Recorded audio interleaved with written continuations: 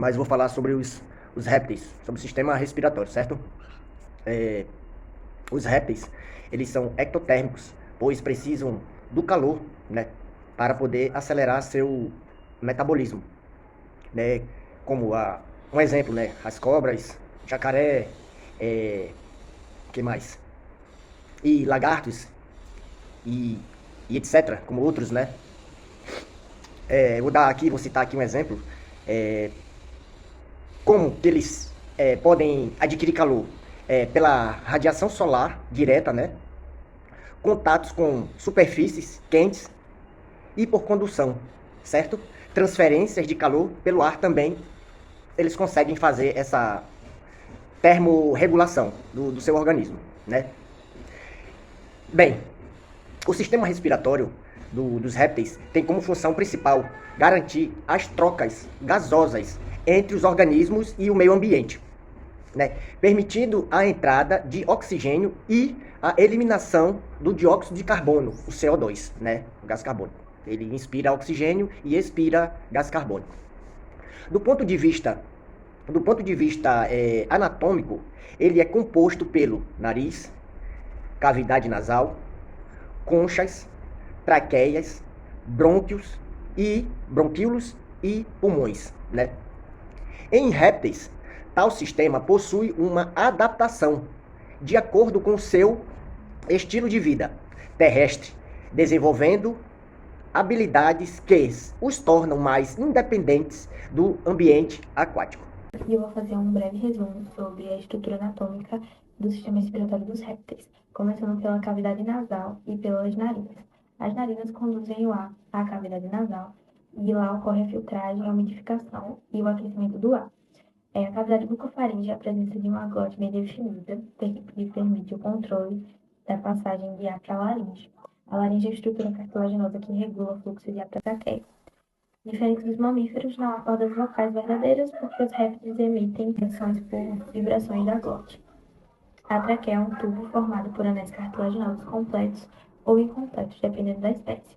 Os pulmões variam conforme o grupo. Lagartos e crocodilianos são pulmões lobulados e com alvéolos verdadeiros.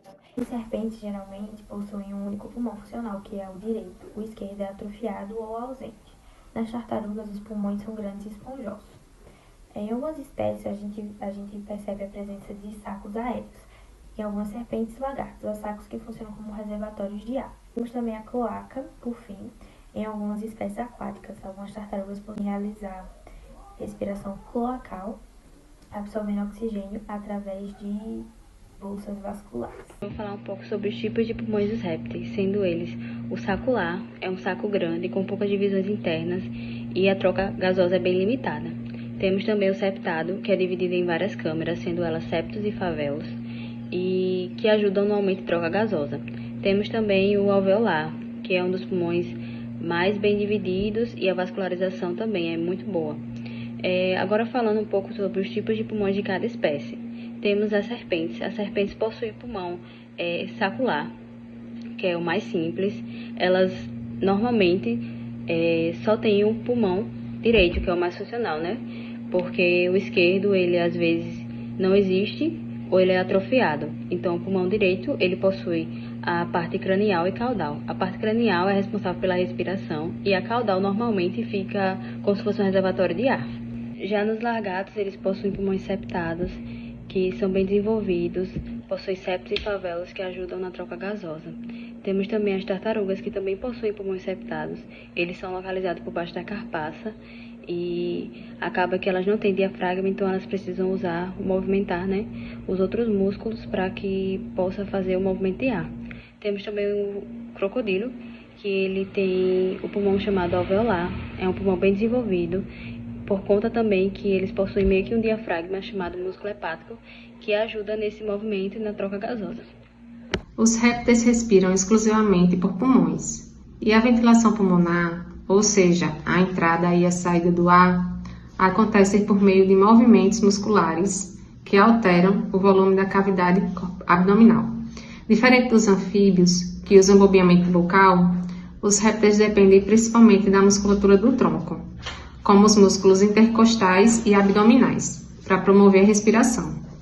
Durante a inspiração, esses músculos se contraem, expandindo a caixa torácica e aumentando o volume interno. Isso faz a pressão dentro dos pulmões diminuírem e o ar entra. Na expiração, os músculos relaxam, o volume torácico diminui e o ar é expelido. Mas esse mecanismo varia nos grupos de répteis. Nos largados e serpentes, os músculos intercostais são os principais responsáveis pela ventilação. Nas repentes, o pulmão direito é mais desenvolvido e apenas a parte interior do corpo ventila. Nas tartarugas, como o casco é rígido, elas não conseguem expandir o tórax. Por isso, usa o movimento dos músculos do pescoço, ombros e vísceras, um sistema chamado bomba muscular visceral. Já os crocodilianos têm um mecanismo especial, o pistão hepático. O músculo diafragmático puxa o fígado para trás, aumentando o volume torácico e permitindo a entrada de ar. E quando ele relaxa, o fígado retorna, empurrando o ar para fora. Por isso, a ventilação é controlada pelo sistema nervoso central, que ajusta a frequência respiratória de acordo com a necessidade de oxigênio. E os répteis também respiram de forma intermitente, com pausas longas entre as respirações, o que é muito útil para as espécies que mergulham ou ficam imóveis por longos períodos. Os músculos intercostais são os principais músculos que os répteis usam na respiração. Diferente dos mamíferos, os répteis eles não possuem um diafragma verdadeiro. Eles fazem uso da mudança da pressão na cavidade abdominal para poder respirar. Há algumas diferenças entre as espécies de répteis, como por exemplo as serpentes. Elas fazem uso dos músculos torácicos, que fazem pressão sobre o pulmão direito, que normalmente é o único funcional da espécie. Os crocodilianos, eles possuem um músculo especial chamado de pistão hepático, que empurra o fígado para frente e para trás, funcionando como o diafragma dos mamíferos. Os quelônios, conhecidos como cágados tartarugas, eles possuem um casco rígido que impede a expansão torácica. Por isso, eles usam músculos abdominais e peitorais, além dos movimentos do pescoço e das patas, para empurrar as vísceras e ajudar a entrar e sair dos pulmões. Os largatos usam músculos intercostais, porém algumas espécies usam esses músculos tanto para respirar quanto para caminhar, fazendo com que sejam obrigados a parar de andar para poder respirar. Eles conseguem contornar isso fazendo uso do movimento bucal, que é quando usam o ar da boca, expulsando para os pulmões para poder respirar. Falando um pouco sobre a troca gasosa dos répteis, ela ocorre principalmente nos pulmões, que apresentam a superfície interna dobrada e compartimentada, assim facilitando a difusão dos gases. Essa estrutura interna é formada pelos favéldulos, que são pequenas cavidades onde o ar inspirado entra e o oxigênio passa para o sangue através dos capilares sanguíneos. Agora, em relação ao transporte dos gases, o oxigênio ele pode ser transportado de duas maneiras. Ligado à hemoglobina, essa ligação forma a oxihemoglobina, que leva o oxigênio para todos os tecidos do corpo. E a segunda forma é dissolvido no plasma, que é muito útil para manter o gradiente de difusão. Agora, em relação ao gás carbônico, ele pode ser transportado de três formas. A principal é convertido em bicarbonato dentro das hemácias. A segunda é ligada à hemoglobina, formando a carbaminohemoglobina. E a terceira é dissolvido no plasma. E eu, Débora Leite, irá falar como a influência da temperatura irá interferir no metabolismo desses animais. Os répteis são animais ectotérmicos, ou seja, não conseguem regular sua temperatura interna. Por isso, a temperatura do ambiente afeta diretamente o seu metabolismo. Em casos de dias mais quentes, o metabolismo acelera, o que faz o réptil precisar de mais oxigênio e respirar mais rápido. Já em ambientes mais frios, o metabolismo diminui e a respiração se torna mais lenta. Em condições de frio, muitos répteis reduzem sua atividade e até entram em hibernação, porque o corpo deles não precisa de tanto oxigênio. E assim, a temperatura não só controla a velocidade da respiração, mas também a eficiência do metabolismo e a capacidade de realizar funções essenciais, como a digestão e o movimento. Quando tartarugas e crocodilos mergulham, eles ativam a resposta ao mergulho, que servem para economizar oxigênio. O coração bate mais devagar, isso é chamado de bradicardia, e o sangue vai para os órgãos mais importantes, tipo o cérebro e o coração. Eles também guardam oxigênio na hemoglobina e na mioglobina. Quando esse oxigênio acaba, o corpo usa o metabolismo anaeróbio, que gera energia mesmo sem ar. As tartarugas marinhas têm pulmões bem eficientes e conseguem controlar a flutuabilidade, o que ajuda a ficar mais tempo mergulhadas. Já as tartarugas de água doce conseguem até fazer trocas gasosas pela pele ou pelo cloaca, o que também ajuda a pegar oxigênio por debaixo d'água. Os crocodilos têm um truque mais especial, que é o forame de Peniza, uma estrutura no coração que desvia o sangue durante o mergulho para economizar oxigênio. Graças a isso, eles conseguem ficar submersos por até 2 horas quando estão em repouso. Os animais, eles apresentam tipos de respiração que podem diferenciar dependendo de cada espécie, como a respiração pulmonar, que ela é mais frequente em mamíferos, a respiração braquial, que é mais frequente em aves, e a respiração cutânea. Esses tipos de respiração, como foi dito, podem diferenciar dependendo da espécie e os locais que eles vivem. Falando um pouco sobre a respiração cutânea, ela pode ser definida como um processo em que as trocas gasosas acontecem pela superfície corporal e ambiente dos animais, e ela é mais frequente em animais que vivem em um ambiente mais aquático e úmido. Vale destacar que, em algumas espécies dos répteis, por exemplo, eles não possuem a respiração cutânea, sendo exclusivamente uma respiração pulmonar, por eles terem uma vida mais eficiente na vida terrestre.